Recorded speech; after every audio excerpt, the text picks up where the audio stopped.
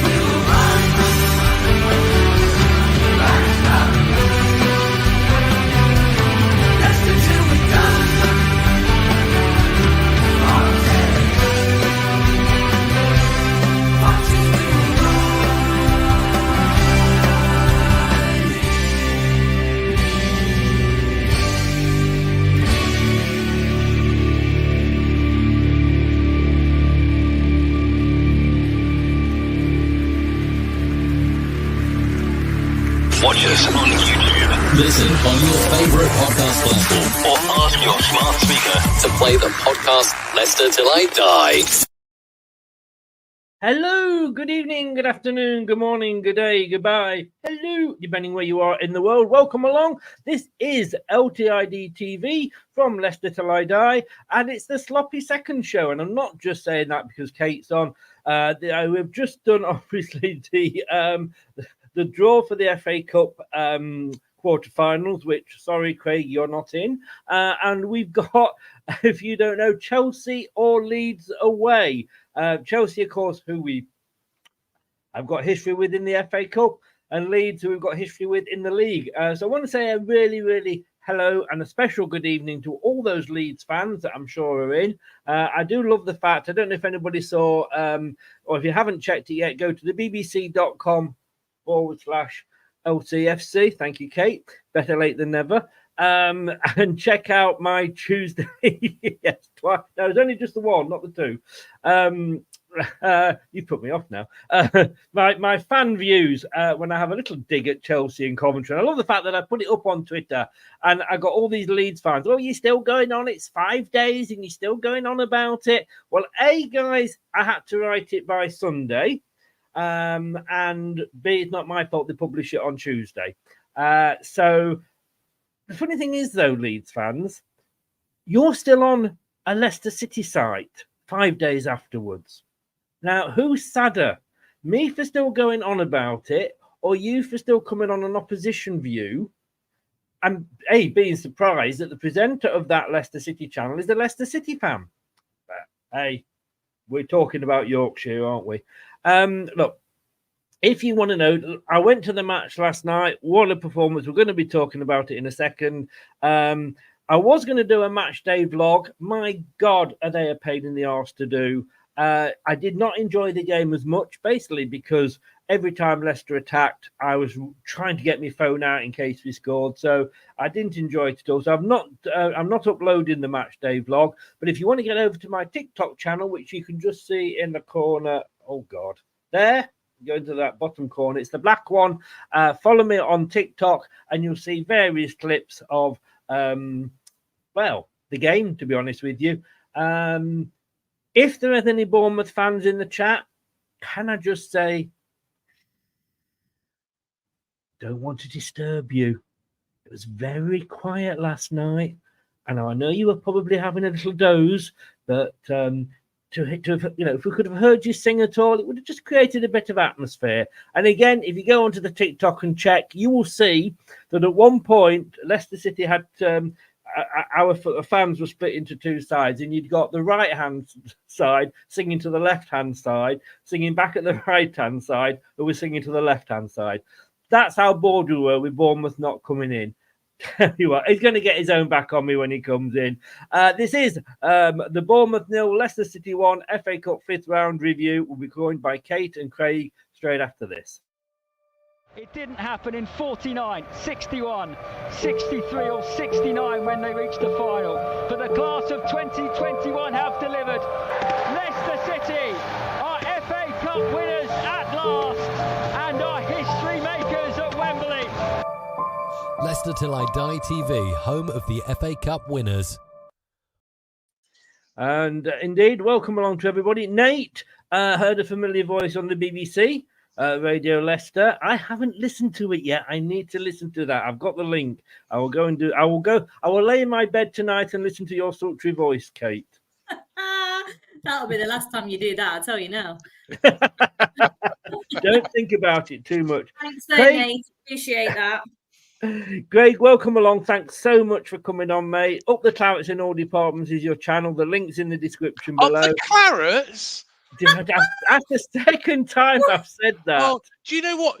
Do you know why you might have said that? Because of course we're playing Burnley this weekend, and I bet you've just gone on there and had a look. Hang on, I'm going to do a shameless plug now.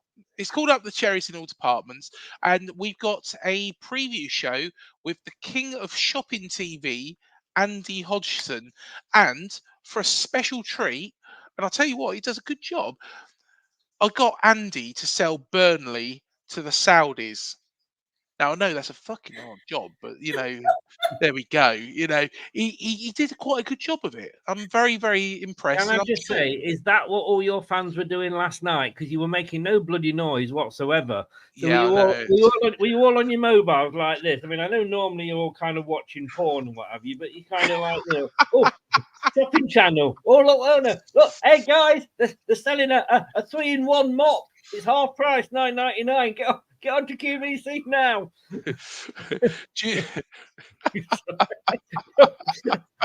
A serious question now, Craig. Have you mended your phone? Mended my phone? Oh yeah, I did break it at one point, didn't I? Well, the reason I'm wondering I rang you twice. I rang you twice after the game. You didn't answer. I can tell you what I did. So I got you were on the shopping channel, weren't you? That's why. No. I got home and I didn't realise that they've redone this, but they've actually redone Takeshi's Castle. So I was just laid there on the sofa watching Takeshi's Castle and then just fell asleep. Takeshi's Castle is. Do you know what? This is a crazy thing about it. So the first time I saw Takeshi's Castle, probably around about 2005, 2006, I thought it was filmed then. It's older than me. Some of the episodes. It's bloody mad. I would love to because do you know what? My intention was, right, I want to go out to Japan and I want to do this. And it was like, oh, hang on a minute. I'm something like 25 years too late here. So if anybody wants to go on Takeshi's Castle, there's a new one, but it's a bit shit because I fell asleep. Craig, what the fuck are you going on about? Do you know what? This is. I mean, we are literally 8 minutes, 8.5 minutes into the show, and I've no fucking idea what Craig is talking about. I think this is a new record. This is the great thing about this channel, is because whenever we get together, Chris, it just fucking goes all sorts of places. Nobody knows where it goes. Can I just say, you've made more noise in 8.5 minutes on this channel than your fans did in 120 minutes last night. To be honest, the noise was, yes, it was very, very quiet. I've got to be honest. And I'm gonna have a little bit of a grumble straight at the start about our fan base. Here we go. Sorry, I'll let you on in a minute, Kate. Right. Go on, Craig. So of course, Adam Smith come out the other day saying about players getting abuse from the fan base, and how he's not enjoying his football all the time. Of course, Gary O'Neill had all the clown pictures, even one with Osama bin Laden, and called the PE teacher. And now Philip Billing, who is a player who is devoid of confidence at times, is now getting the same grief. So I think he's devoid. He makes Daka look like Jeff Hurst. Can I just say, last night he was. I mean, he's taller than I don't think he was terrible. I don't think he was terrible. He never hit the tie. He seemed no, but Chris, the problem is Phil Billing is one of those players, and that's crap. In fact, no, he's not. Against Leicester last time at Dean Court, he was running around and he just seemed like he'd lost all confidence back then. Then he scored, of course. He scored. Chris scored. Which And is then something he just couldn't do picked last up. night. Well, no, he couldn't do it last night. But this is the thing: is the fans getting on the back, is ridiculous. So Yeah, they made no sound, but then can slag off, players on social media. It's not the AFC Bournemouth that I grew up with. No, Not- and every club's got fans like yeah. that. But I mean, you watched it on telly, Kate. Could you hear much noise? No, I could just hear us, really. I thought our away fans did really good last night. I suppose it was just what I was going to ask Craig. Were you guys excited about last night's game? Were you up for it, or were you thinking, do you know what, we just want to focus on the league a bit because you've had a bit of a bad run lately? What was the feeling generally amongst the fans, do you think?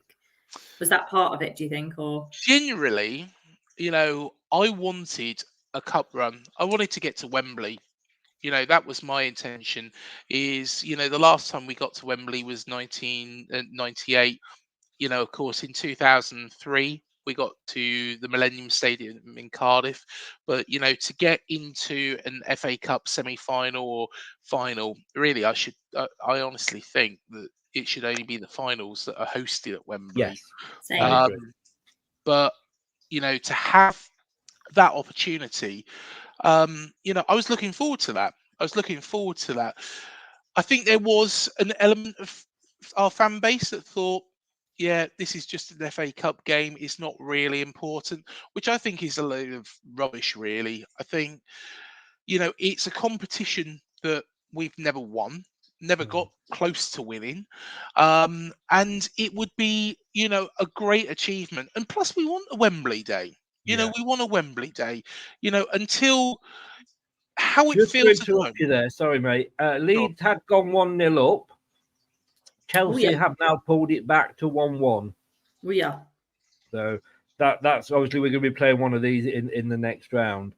I mean, I'm going to come on to your team in a minute, Craig. Yeah. But whilst you've taken a breath and I can get a word in. Have a little bit of a drink, shall I? You have a drink. Kate, I mean, all right, he jokingly, he said 9, 10 or 11 changes. I think it was 11, wasn't it? But like I said, I didn't watch the Bournemouth game in the last round where we made a lot of changes.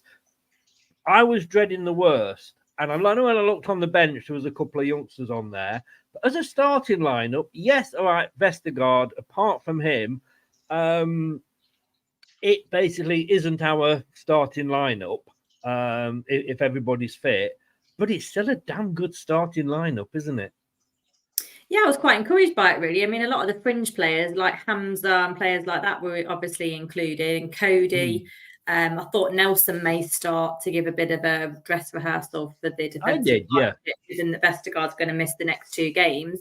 I know Stolicic is a really decent keeper. He played out of his skin in the previous round against Birmingham. And he was certainly kept busy in the first half yesterday. I think he's one of the few goalkeepers that probably got a sweat on in the first 20 minutes.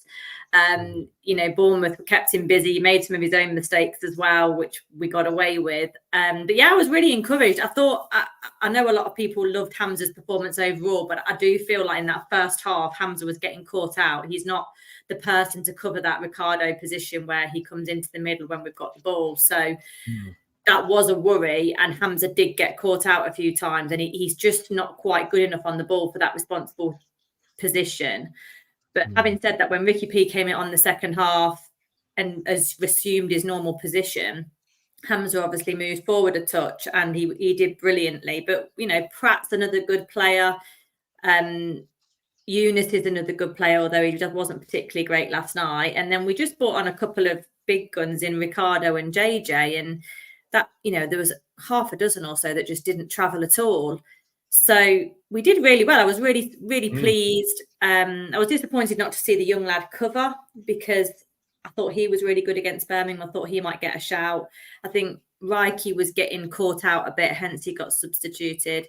He got a yellow card as well. He got a yellow card as well. Yeah. And I thought is it Unal? He caused us all kinds of problems. And maybe if he hadn't got booked, things might have been a bit different, because every time he seemed to get the ball, it was a complete threat and we weren't dealing with it very well at all. So, yeah, I thought we did really well, really, really well.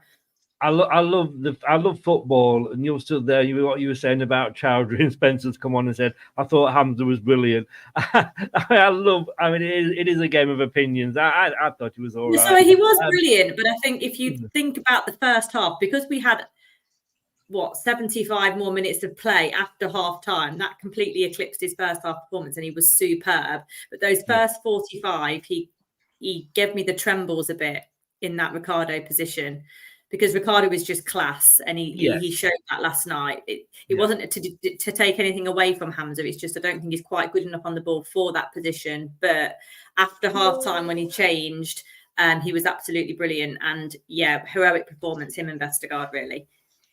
I mean, Craig, I haven't got your team. I do apologise. I meant to do it, and then that's all right. I went to I've bed. got the team. I've got the team. Do you want me to read it out for you? No, because we won't know half of them. But just talk to me. No, come on, they're Premier League players, Chris. Well, Premier League players. No, tell me, was it a strong team? Because you said, and we said in the preview, didn't we? Then I thought, and I suppose from a neutral's point of view, we'll talk about the game in a second. I thought I didn't expect to win. I'm going to be honest with you, because you're safe. You're not going to go down. I honestly don't think you will go down this season. You won't even get dragged into it. There's a lot worse teams. That's what makes it even worse, Chris, though. That's what makes, last night even worse, because... But did you then... We said on that preview you were going to, why not go for it? What sort of team did you... we're looking at that and going, frickin' hell, look at the names on there, but it isn't our first team. What was your starting lineup like? Well, Go on, read it out. I know you want to. Yeah, all right. So Mark Travers in goal rather than Neto. So Neto, is our number one. However, Mark Travers, very, very experienced goalkeeper, was on loan at Stoke earlier on in the season. Ever since he left Stoke, it's gone to shit there. So Mark Travers, to be honest, I'll move you on, because I can't go through all 11 players in that much detail. That's not weak. Just go on. All right. The defence: Adam Smith, Zabanier, Senesi, Kirkes. Kirkes, highly rated. Zabanier, highly rated. Senesi, well experienced, as is Adam Smith. So the defence was strong. Lewis Cook, Alex Scott, in midfield, along with Sinistera and Atara on the wings. Again, very, very strong. Atara wouldn't normally play. I would say that would normally be Tavernier, but he did come on anyway. Sinistera, it would probably be a mix between him, Tavernier, and Semenyo. Of course, Semenyo come on. Philip Billing just behind NSU now. Now, of course, Solanke was dropped, and this is a little bit of a bugbear for me, because I can understand why Solanke's been dropped, because he has played a lot of football, and it's understood he was nursing a little bit of a knock, but he wanted to play, from what I understand. But at the end of the day, as soon as NSU now went off, which I believe was through an injury himself, that left us with some no real attacking options. Now, Semenyo can play up front, but he's not done it before for ourselves, and he's not an out-and-out striker. He might have done it for Bristol City in the past, but it's a whole different ball game. And what we should have been treating Leicester like last night is a Premier League team, because you are. You're. I know. Yes, in the Championship, but you are a Premier League team, and I thought that how we went was strong. I expected that. I expected that sort of lineup. In fact, if you go back and watch that preview, I think apart from Ouattara, I probably got it pretty much nailed on. And I think, when you compare that against the Leicester team that was put out, that isn't the full strength Leicester team. No. But I agree with you, Kate, that it's still a very, very strong team. Like I say, Leicester are a Premier League side in everything but name, and we should have been treating it like that. Let's not get too far ahead, otherwise Leeds fans will be accusing me of being salty. But Kate, I mean, before the game, Enzo came out and said, "Look, do not treat this game as as a guide to how we are going to be doing it if we get up to the Premier League, because it'll be different teams." Blah blah blah. We've played 2 Premier League teams this season. One of them was Liverpool. In the Carabao Cup at Liverpool, lost 3-1. Their second goal was a worldie. The third went in off the post. That was, could have gone either way. We held up all right against them, but you wouldn't necessarily expect to get anything. And as I said in the preview, Craig, and no disrespect to Bournemouth, it's a game that, next season you'll look at this game and think, that's a newly promoted team, we've got something. But we would look at that, wouldn't we, Kate, and go, yeah, this is Bournemouth. We could probably get something from it. So I was very much judging it as how we have progressed. And looking at that, it looked like we've progressed very nicely. Thank you very much. Yeah, I think so. I thought it was a really high tempo game. I thought Bournemouth press was excellent throughout. I did keep thinking it's going to tail off, but it didn't. Their pressing was excellent. So it forced us out of our comfort zone a little bit. And given the amount of people that were on the pitch that hadn't really ever played together before, except perhaps in the last FA Cup round, and players that aren't used to practicing the system, quite bluntly, really were disciplined with Enzo's system, which was great to see. He's obviously got that threaded throughout Leicester City Football Club, not just the main starting 15, 16 players. So it was really good to see. And I was really impressed. But, at the end of the day, we're only within 10 league places of each other. It's not going to be night and day. You know that the top 4, in particular Man City and Liverpool, because quite frankly, I just find their football dull now because it's just almost a cheat code. So anybody else out of that top 2 or 3, Arsenal are perhaps getting back in there a bit now as well. I don't find it a competition. So I'm quite relieved we've not got them at all in the next round. So anybody else, I think from maybe 4th, 5th or 6th in the champ up to maybe the halfway point in the Prem, any slight deviation or off day could result in a victory for the championship side and vice versa. And I was just really pleased to think that in my head, I thought we could go toe to toe, and I think we did. And there really wasn't much to split the team at all. I dreaded pens because it's a horrible way for either team to go out. I even was nervous watching Newcastle Blackburn pens last night. That just made me feel so uncomfortable.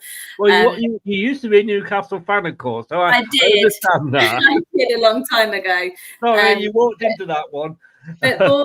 But Bournemouth could have easily sneaked it as well. They had their opportunities, they had their chances, just like we did, and it was just us that took ours. So it was a really good match. I thoroughly enjoyed it. I think even if we'd have lost, I'd have come away thinking I've thoroughly enjoyed that because we were competitive, and it was a competitive match. Both teams went for it.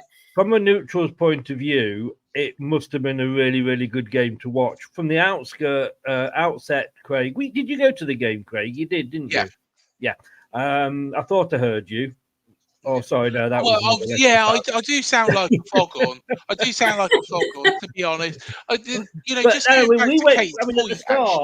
we were like within the first 3 or 4 minutes. It's like, bloody hell, Leicester are really going for this. And then you sort of came back in. It was, as Kate said, end to end. We both hit the post. Yeah, I thought that we did, well in that first half. I thought Enis Unal, was outstanding. I think he's a very, very good talent. To be fair, he nearly scored against Manchester City at the weekend. So he's a very, very good player. I nearly went out with Jennifer Aniston, but some things are not meant to be, are they?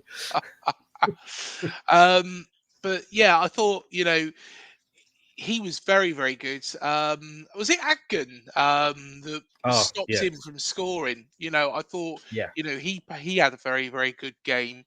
Billing, I think, was working hard. A lot of people have been saying he's not very good at heading. I don't think it was one of his best performances, but I think, he still did well.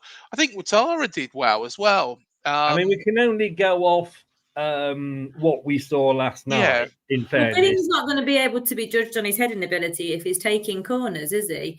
No, this is the weird thing. About? I don't understand that. I completely agree with you there, Kate. I don't understand that, but I do agree with your point as well. That you made just a moment ago. I think anywhere the top end of the championship. So that really is Leicester, Southampton, and Ipswich. I don't know about the other team, but it could be any of the teams.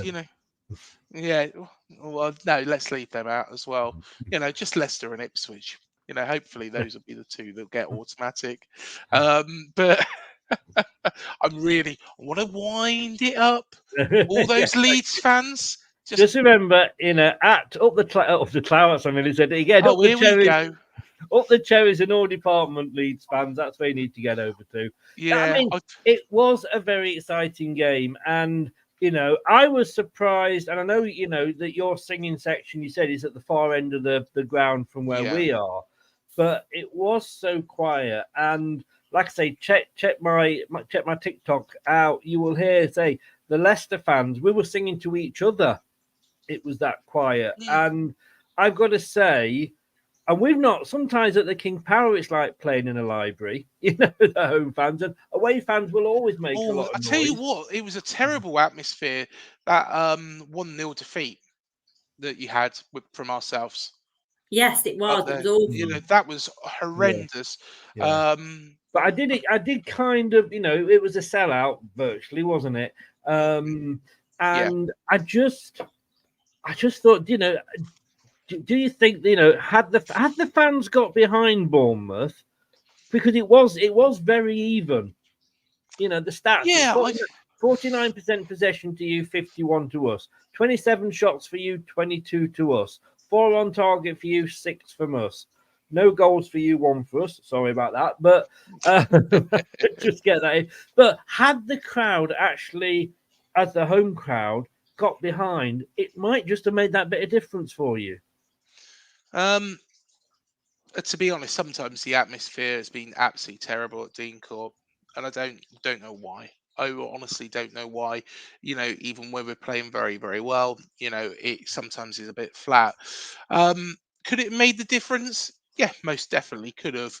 I was very disappointed with our fan base, like I say, not just because of the lack of noise, but because, of some of the comments going around as well about particular players, and particular players. And actually, when you mentioned that, it pisses me off.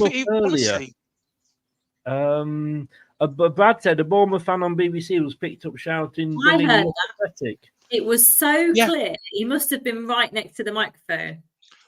Yeah, to be honest, I listened to it back, and you can hear it quite clear. And Billing has been an excellent player, for us. Last season, he was absolutely brilliant. I don't think, he really fits into Andoni Iraola's style as well as, he fitted into Gary O'Neill's. But he isn't pathetic.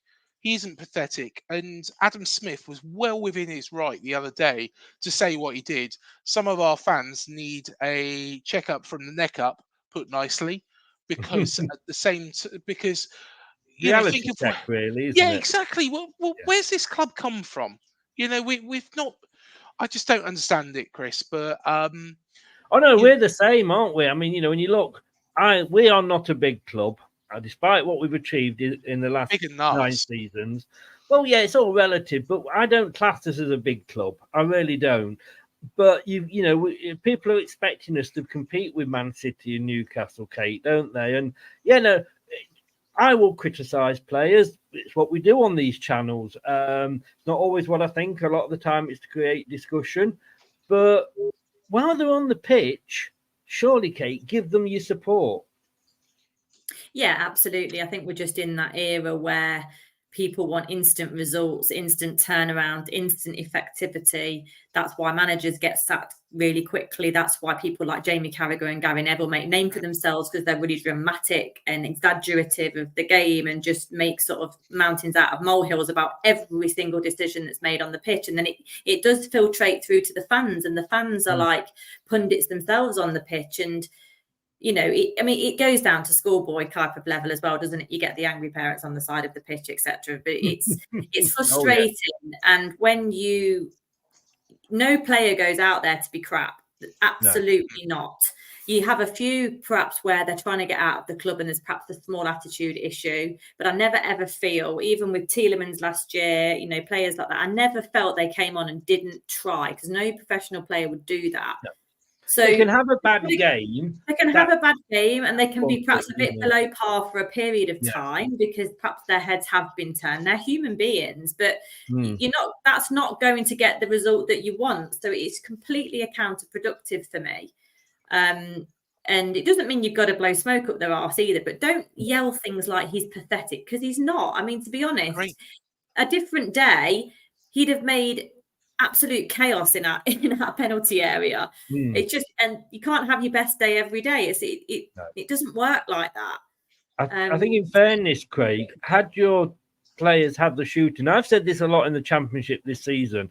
Yes, we've got a good defence, but it's not as brilliant as I think as it looks on paper, because I tend to say 95% of the teams we've played can't shoot, and that's made it look good.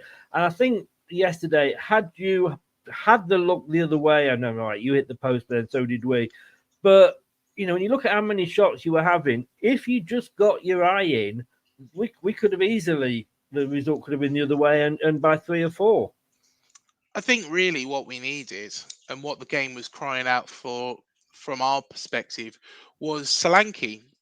I honestly think if Solanke had started, and that's no disrespect to Enisu now, because I thought he did a good job. He looked threatening. But what Solanke does is he does a lot more than that. He drops back. This is why Newcastle, West Ham, Arsenal are after him.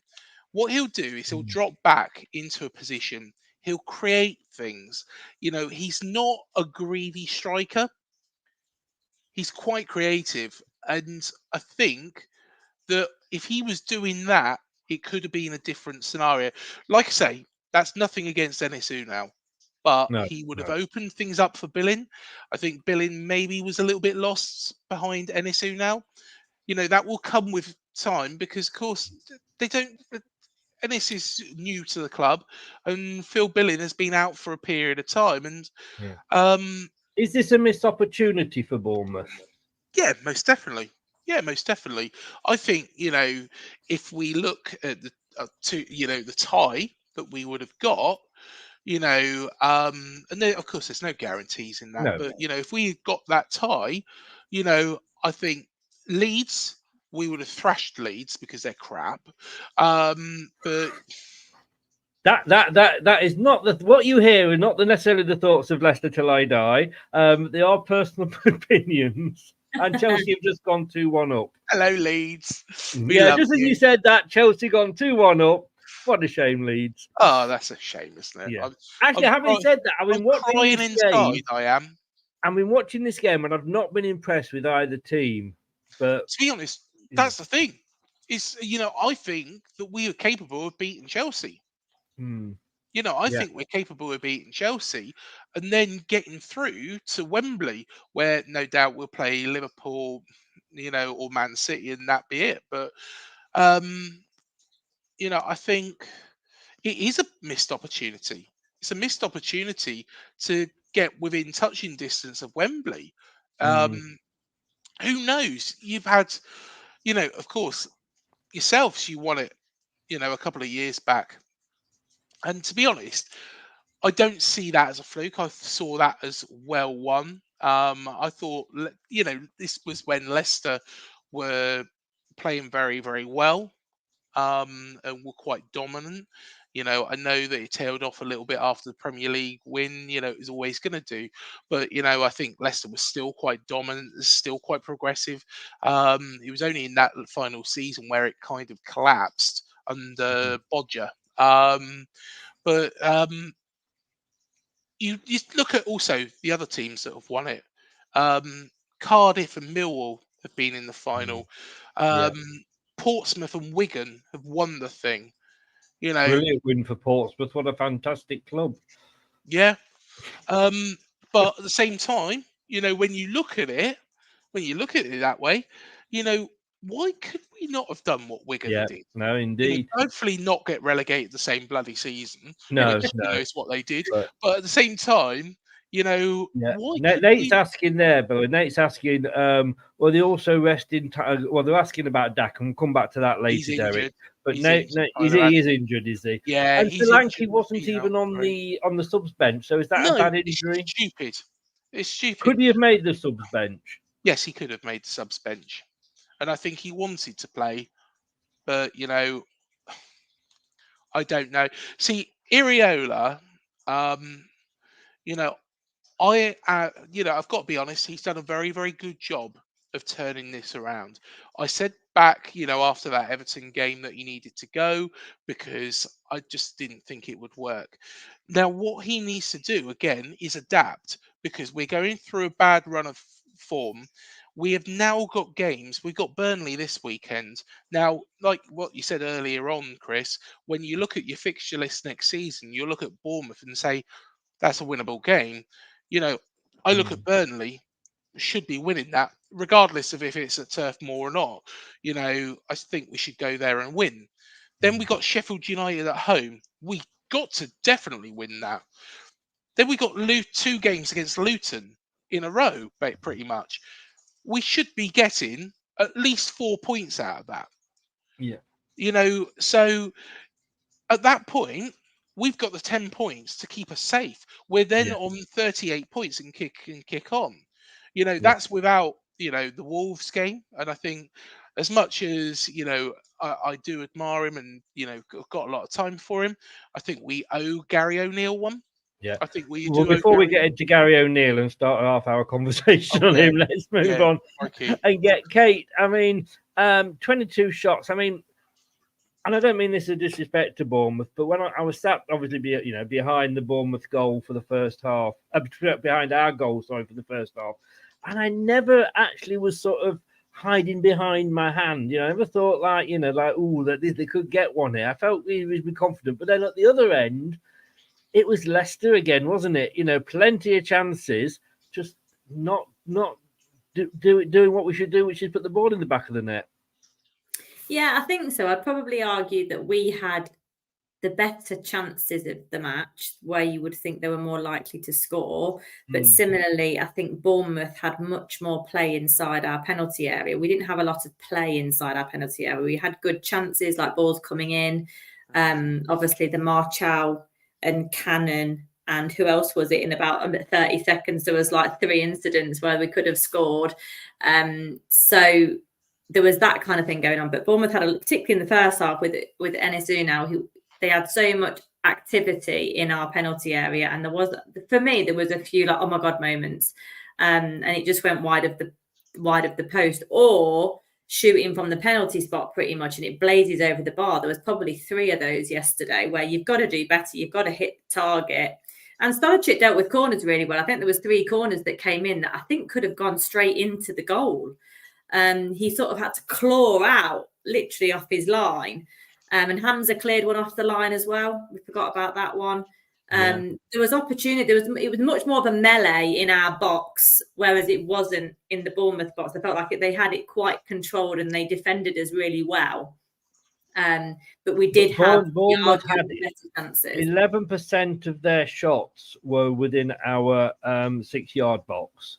5% of ours was within that same box. Yeah, okay. That it did feel a bit like that. It wasn't particularly heart in mouth moment, but there was a few times when I was like, "Oh, he's got to score." About a Bournemouth player, there was a few times I was like, "He's got to score. He's got to hit the target." Isn't it funny because I worry more when I'm watching it on TV. I suppose it's like herd mentality because I'm surrounded. It's like being surrounded by your family. Yeah. You're there with all the fans around you. It's like, this, that one. If I was at home, I'd be like, sort of, oh no. But did you think, looking at that though, Kate, that I had a feeling, and it's always difficult when you obviously you go to the matches regularly, both of you, but when you're at one end trying to, especially with my eyesight, trying to see what's going on at the other. I only know we've scored if everybody stands up and cheers. But I just had that feeling it's going to be one of those nights, a bit like Leeds, where we're huffing and puffing, and I just didn't. I was worried we weren't going to score. Yeah, I was worried we weren't going to score. I was worried the game wasn't going to get a goal, and I think it's such a cruel way to go out on penalties. Yeah. So yeah, there was that feeling about it. But I tell you what, both teams didn't give it up till the end. It was absolutely brilliant. Like, even though we scored in extra time, which is an absolute sucker punch when you're on the opposing team because you're knackered. You've got what was it, about 10 minutes to go, and you've got to pull yourself together to see if you can get back in to try and get it to penalties then. It's quite exhausting, I think, as a player to go through that, and you're feeling the heat with an additional half an hour in a game. You are feeling it. Yes. We were all in shock, and I've got to say, Ant, do go over and check out Ant's Leicester fan channel. It's a great Leicester channel. Go over there if you're not following it already. But he does manage to bring the tone down, and that's saying something on my channel. I tell you, but he always just does a manage. Quick thing though. Because during the preview on here and also on my channel as well, I was adamant that there was going to be replays. And when's this been changed? When's that changed again? I know we were there. Stupid. And everybody behind me, because I'm on I'm on the first row, because the first row was designated disabled. Yeah. But the first row, I managed to get some tickets on there. And I was talking to my son, and I said, like, well, because I jokingly said, I'd take a draw and bring you back to the KP. Yeah. And then suddenly the announcement was injury time, but there's a couple of hundred people had started to walk down as if like that was the end, and waiting for the players to come over and applaud and go. Well, we literally were all looking at each other, going, "What? What? What?" And yeah. I don't know, but apparently, up until this round, it's replays, and I would have thought it would have been the other way, to be honest with you. But it was replays. But from the fifth round onwards, there's not. Was there VAR last night? Yeah, there was. Yeah, it didn't come into use. Let's be honest, Fatawu's goal. There was nothing you could say about that. Couldn't turn around and say that was offside. No, I was only wondering because it didn't come up in the stadium. I'll tell you something else I'm going to complain about as well here while I'm having a go at Bournemouth. You did not even have the manners to read our team out. Do you know what? This is a bugbear for myself as well.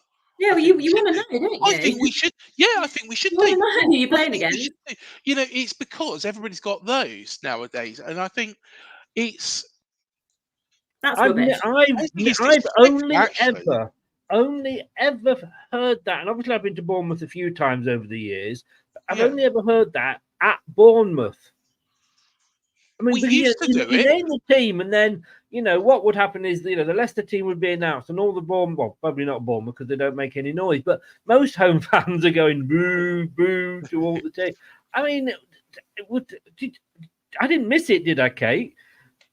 No, I didn't. No, well, the coverage didn't start, I don't think, till almost at kickoff. I don't remember hearing it. No.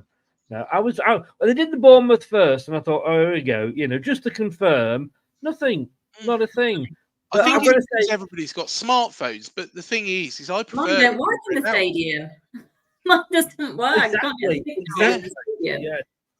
Yes. And I think the other thing, I've got to say a huge hello to Boscombe. I didn't know Boscombe was sponsoring Bournemouth's corners. Every time you got a corner, it comes up with Boscombe, which is not the most salubrious. Well, it's actually quite nice. I was surprised it has got a bit of a reputation. Boscombe's nice. Do you like Boscombe? It's not as bad. I'd sooner go to Boscombe than Turlin Moor. Let me just say that. In fairness, I'd sooner go to Syria than Turlin Moor. So I'm not really saying an awful lot. It is quite bad. But yeah, so total surprise when it went to extra time and penalty. Everybody sat back down and was looking at each other.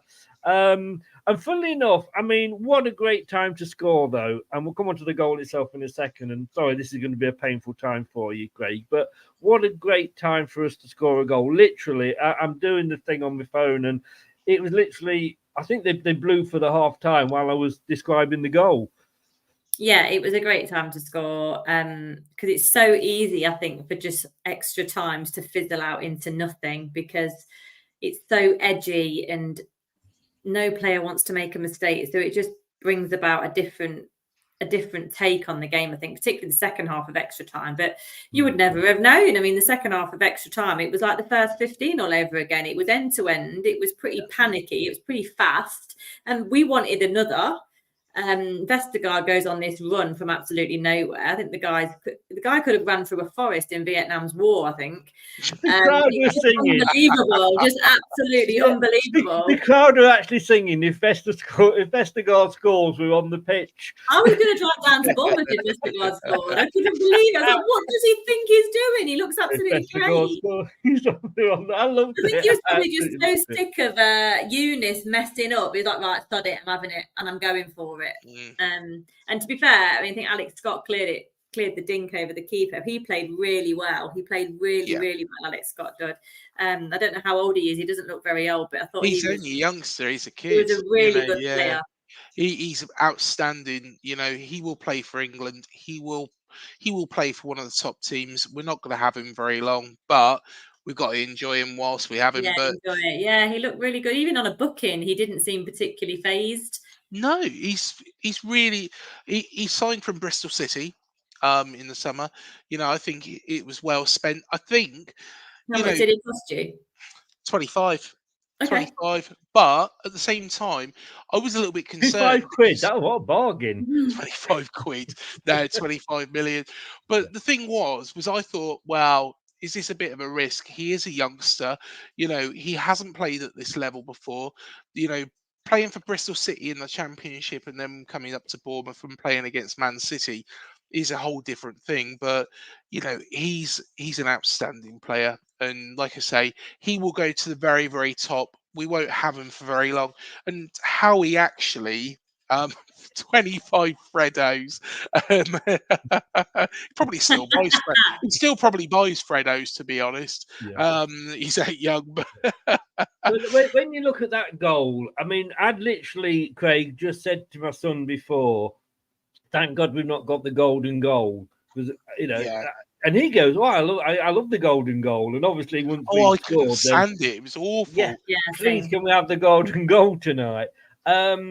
And we've seen Fatawu do that so much in recent games and shoot over the bar and wide and what have you. And I suppose one day he was going to get one on target. My God, was that on target? I mean, that was top bins. I'll tell you what, if that was against Man City, they wouldn't have stopped that. Mm.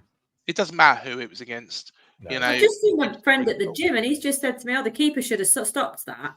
No, not in a million years. To be honest, Travers did well to get a finger to it. Yeah, you know, I thought he did. It was so in the corner. There's nothing you can do about that. Nothing curling away from you as well. But yeah, fantastic goal. Like you say, he has got it in his locker. He's just not been able to find the back of the net with it as much yet. Hopefully now he will what do. What a moment! It's just as you guys stepped back a bit, really. Like you didn't get close to him, and it's those little moments, isn't it, that can just change it. Yeah, and I'm sure we were guilty of that as well. You just lose your man for 10 seconds, 5 seconds, and it's gone. It's done. The goal's there. It's just one of those things, giving him too much space, especially because he was a fresh player. I think he only come on 9 minutes before. I think, the man that should have been, marking him was Lewis Cook. And I think, he was just a little bit too deep at that point. So he didn't move forwards for it. Is that right? I don't think it would have made any difference if he had. No. I think Fatawu got himself in such a good position that, it was going to be all like day. I say, it had to come at some point, I'm just looking here, Craig, and I usually do the graphics, but I couldn't be asked today. Looking at sort of where your shots were coming from, and 78% of them just came down the middle, and maybe you were getting a little bit predictable. 22% was on the left-hand side, and you can probably work out from that, 0%, you did not have one shot from your right-hand side. And that's got to be a bit worrying, hasn't it? Yeah, I think so. I think Sinistera, who was on that right hand side, should have done a little bit better. I think Semenyo, when he come on, it made it a bit more exciting.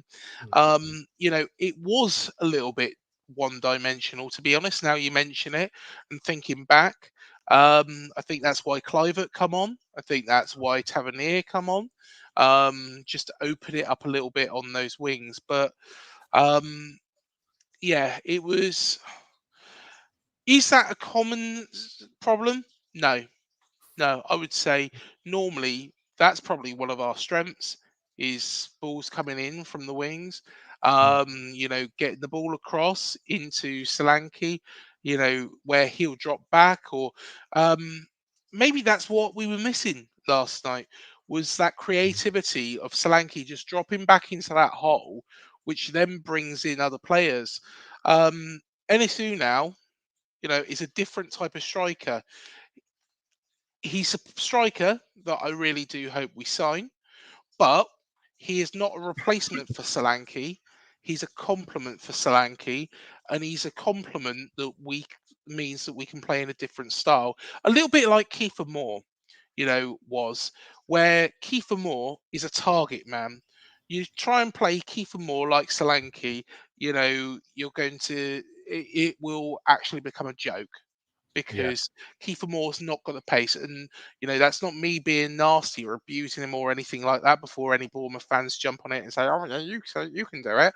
The thing is Kiefer Moore is a target man. Enisu now is a different player to Solanke completely. Again, I think he's a little bit more of a target man.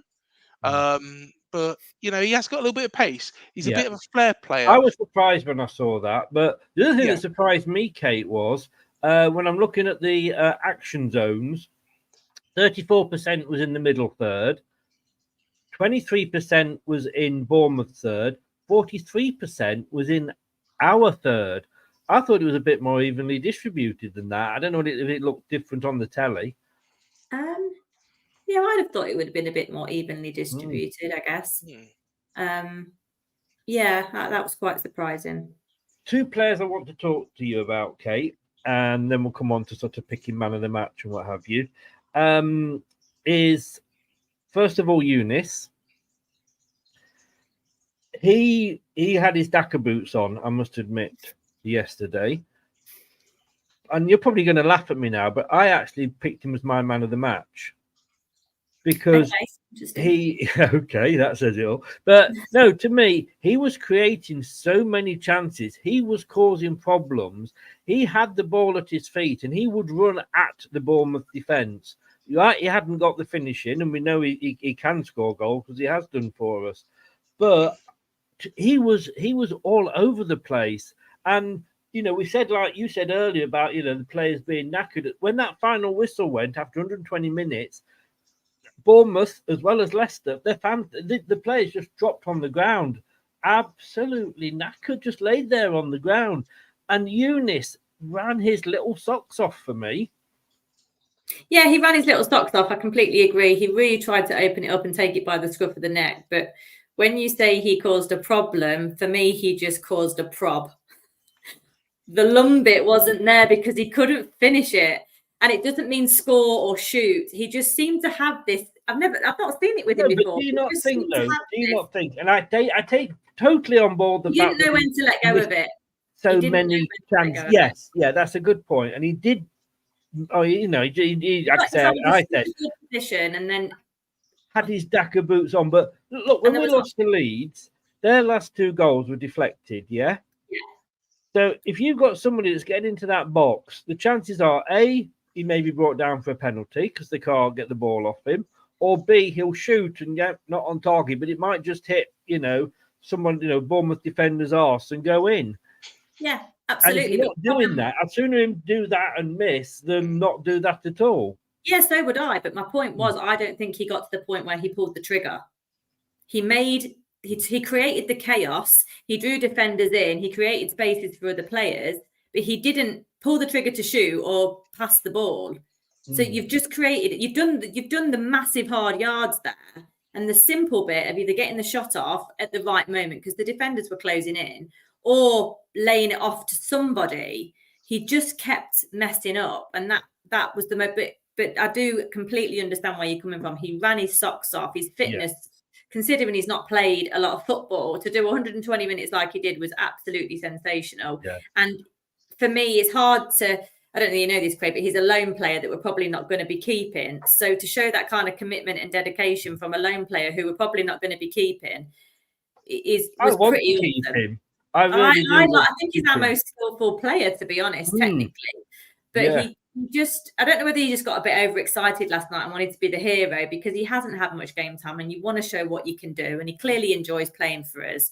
There's lots that come into it. And hopefully he'll learn from it. He'll watch that back and he'll think, bloody hell, there was 2 players around me or there was some support there. And you get it. In the heat at the moment, you get so excited. But he'd done a lot of the hard work most of the time and just messed it up at the end for me. But that's the main player I want to talk about, though, Kate. Our Jakub. Now, we always say with Mads, he's always got at least 2 mistakes in him per game. And don't get me wrong, I'm not saying Jakub had a bad game and he shouldn't be. Ward was on the bench. And as much as a Ward fan I used to be, Jakub I'd sooner have on. He made some great saves. He kept us in that game a couple of times. But my God, did he nearly give it away 3 or 4 times. They were the heart in mouth moments, weren't they? The pass back to Hamza. I'd actually just put on a separate chat whilst I was watching that game. The biggest threat for me from our own keeper is the straight pass to the D. When I don't know whether you try this at Bournemouth, Craig, when you play out from the back, but the straight pass to the D, when that player, whoever it may be, it could be Zidane, but when they've got 2 players on them, what are you doing? Like, it almost just comes straight back to you, but then players have closed in. Like, he did that a few times, and then I think there was the one where Cody had to come in and clear up because he passed it out of his own penalty, passed it within his own penalty area and nearly messed it up. And Cody luckily kind of half foresaw it and was able to clear the lines and run it out. But he had maybe it's just he was impressive. Maybe it's just a prerequisite of a Leicester keeper that you need to keep the crowd entertained by being a bit shit every hour or so. But we do play the high press, though. That's the thing. Your press was brilliant. Yeah. Yeah, that is our style now. Is play the high Which press. Is great. But a keeper's got to realise that when you're in a high press game, you don't pass back to the D, to Hamza of all people, who isn't great on the ball for starters, but also had probably 2 or 3 on him and had to stretch to get it back to the keeper. Like, it's not difficult. The keeper has the full view of the pitch, the only person that does. And it's just unnecessary, unforced errors, I think you call it in tennis. Yeah. And it's one of them that every fan's seen because Pep's living rent-free in everyone's head with passing out from the back. But you've just got to know when to do it. Yeah. Now, Craig, talking about Bournemouth players, and I'm looking on the BBC website here, and I think this has been voted by your own fans. I would say only fan, then your own fans. Only fans. That was the previous call he was on. Yeah, exactly. Yeah.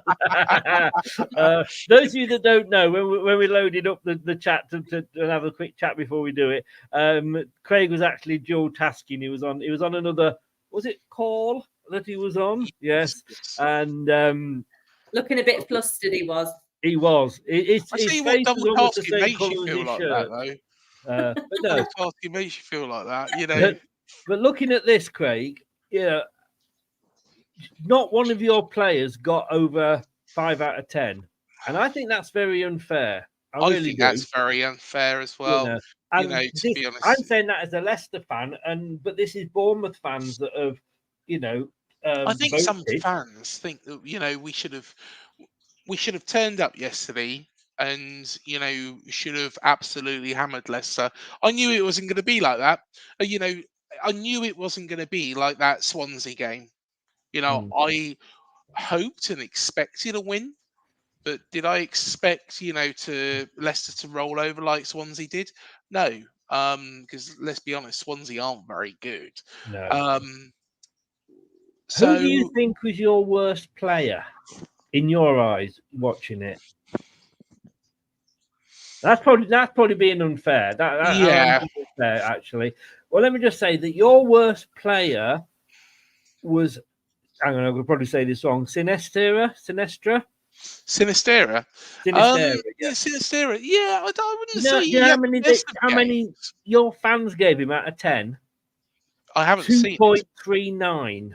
Oh, that's ridiculous. No one I'm on the pitch sorry, was that a is 2.39. ridiculous. Oh, yeah, I've just got it up now, and I'll tell you what, that is ridiculous. Have you? You're Sinistera, back on OnlyFans, are you? he You missed that one. you want to go back to bloody Leeds in a minute if we keep going on like that. Um, you know, I thought he tried hard, he worked hard. But I think that's totally unfair. I think it's ridiculous, to be honest, mate.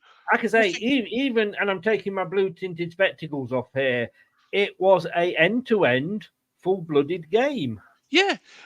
Travers.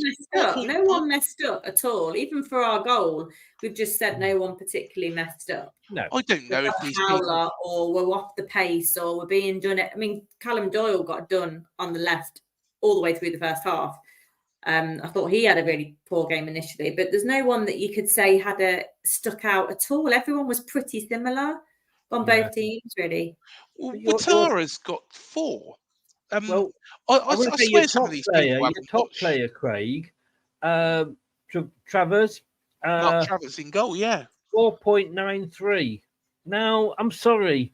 That's the highest. That's their highest. I mean, I don't understand that. I really don't. He nearly saved the goal, which was impossible to save, and he got a fingertip to it. And he made some good saves other than that. He did. Yeah, he did. I don't get that at all. To be honest, I think some of our fans thought we was yes, we narrowly got beat by Man City, but that doesn't mean that we've got a divine right to beat anybody. And to be honest, I'm surprised, actually. This is the first time I've seen these stats. I'm actually shocked by them. Travers, I thought, had a very good game. He stopped a lot of good chances from Leicester. Alex Scott, 4.71. I thought he was superb. I thought he was superb. Sinistera definitely. He stopped so much down that channel. He stopped so much down that channel. I can't. I'm shocked. Watara 2. Now, I thought Watara, I don't get. This is another one for the Boo Boys. This is because the thing is I thought Watara was very, very good. I thought he played a very good game. Don't get me wrong. Sometimes his final ball isn't, always that great, but he works hard.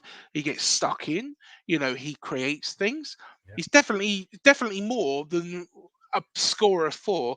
I do question whoever has, I'll tell you what, any Bournemouth fans who are watching this, was you actually, the people that put these scores in, was you actually watching the game? Because I don't think you were, to be honest. You take it with a pinch of salt. It's like, I've seen Leicester results where Vardy's got 8.3 because we've won 1-0 and he's only played 5 minutes, but he's come on at the end and nicked the goal. And everybody's giving him 8/8s and what have you. So they are sort of very much tongue in cheek. But like I say, looking at that, I'm surprised. And obviously, I wasn't watching your players. The only one I really noticed more than anybody was Billing, for obvious reasons, and your goalkeeper.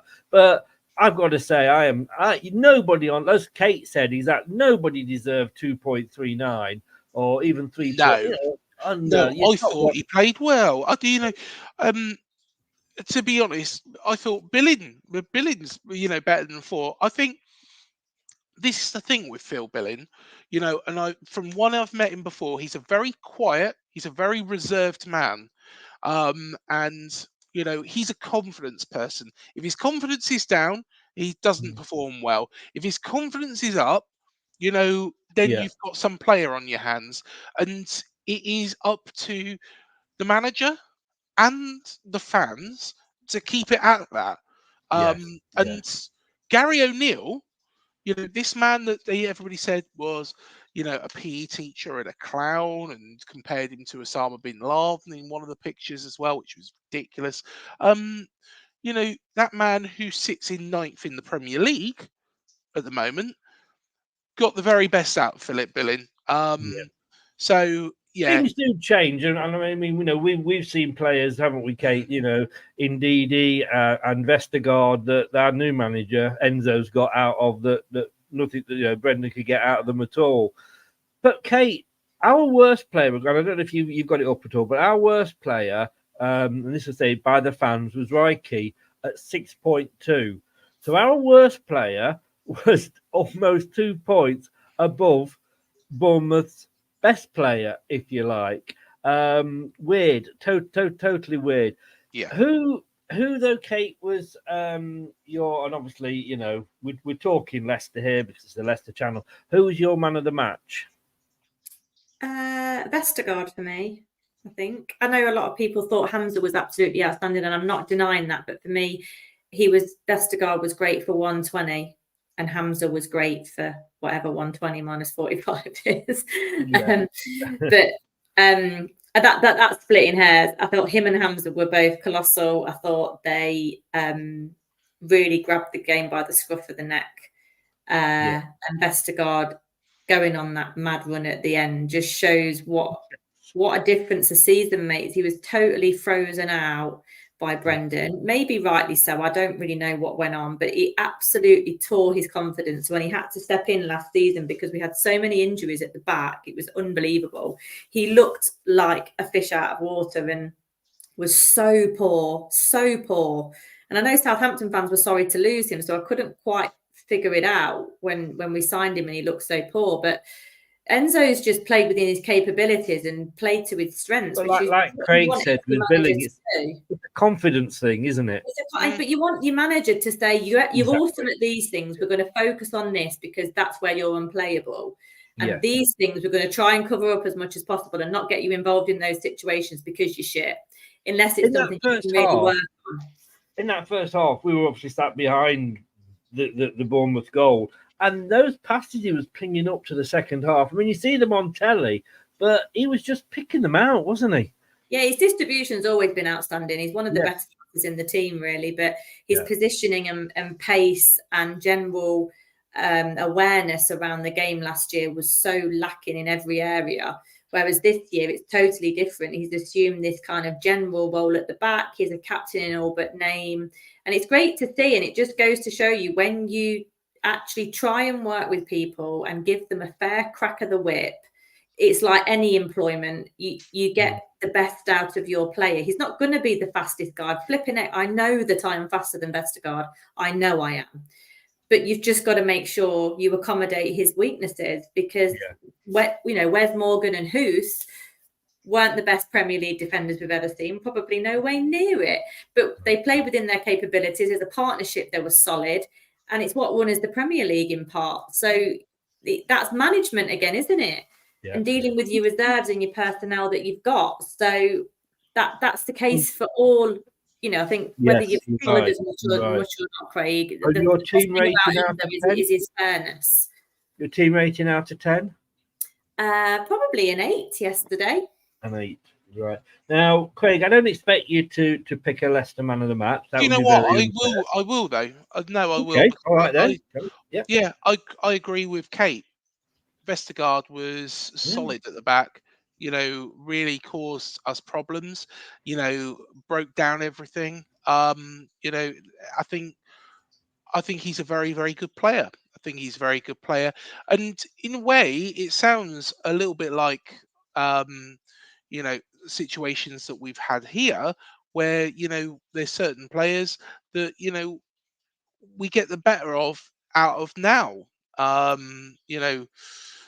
whereas Gary probably got the best out of Billing, so it really does vary. Semenyo, for example, is a completely different player under Iriola than he was under Gary O'Neill, whereas Billing, I think, was a better player under Gary O'Neill. So I think, Vestergaard is probably a sort of player of that ilk. Every team has it, don't they? Like, look at Jesse Lingard or Paul Pogba. These types of players that are much I'd rather not. But look, they're much more headline makers than our teams. But you're always at risk. Like Dele Alli, like there's an amazing player in there, but he's not been managed right. No one's dealt with his mental health issues. No one's put an arm around the shoulder when he needs it to get the boy focusing on his football, which is clearly what saved his mental health over the years. So get the right man with you, and you can turn anyone around if you've got talent. And these Premier League players, including Vestergaard, they've all got talent. He'll get a new contract, and I think he deserves one. Yeah, they're all elite football players. Like, they're absolutely brilliant. There's going to be fine margins, and you get your Haalands and your De Bruynes who have just got a cheat code. But on the whole, every Premier League player and some Championship players, there's barely anything in it. They're all quality. It's quite interesting what you said rating as well. for Leicester. Sorry, Craig. Your rating for Leicester? For Leicester, I would say probably an 8.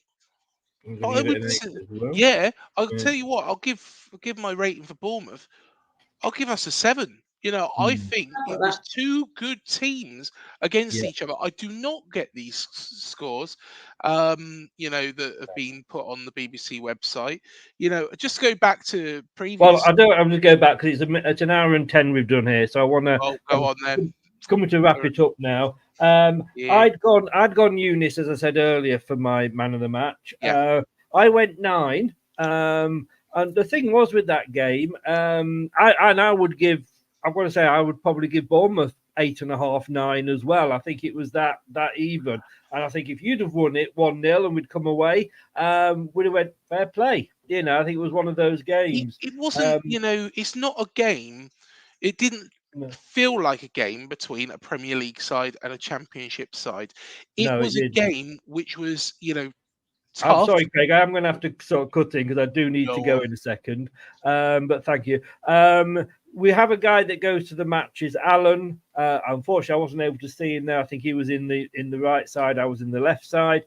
He actually gave the team, if it works, I can bring up a 9 for the performance. And it was difficult to pick the man of the match, but he has done so. And I think he's gone for Hamza Chowdhury.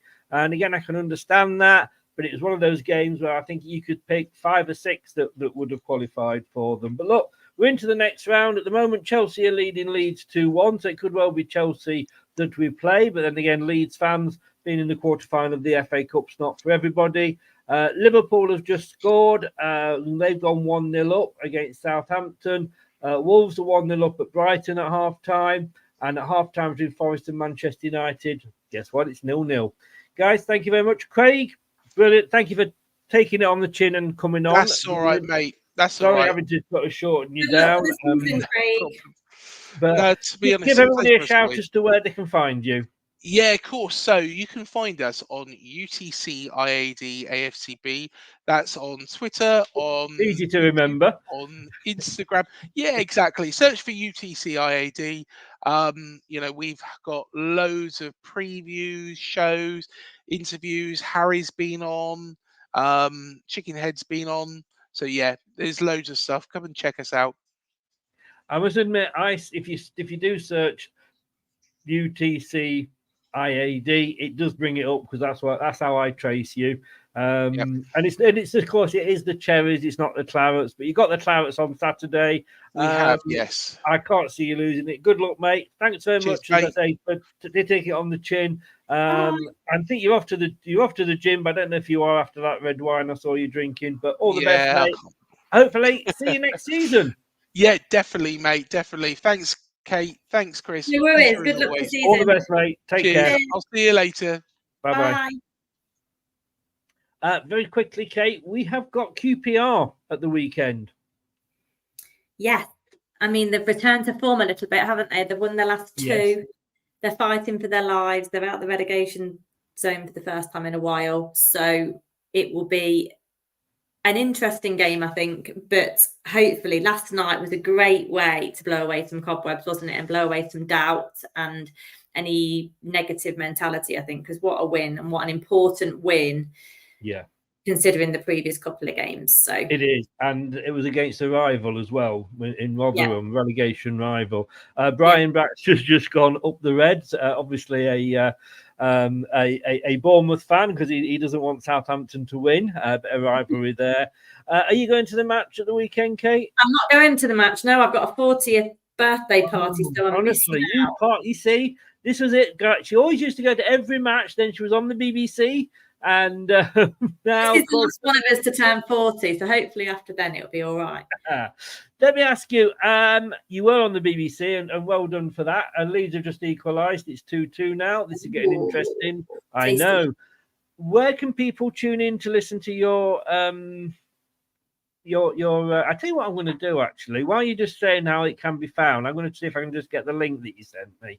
But do tell people. Well, it can be found on two places, either on the BBC Sounds Listen Again, on BBC Leicester it was on at 6 p.m. on Monday, this Monday just gone, or you can go to the When You're Smiling podcast on your podcast provider or on Spotify or something like that, and download the episode for the Leeds post-match and Bournemouth preview show. And I'm on with Owen Palmer-Atkin and Matty Piper, which was a delight.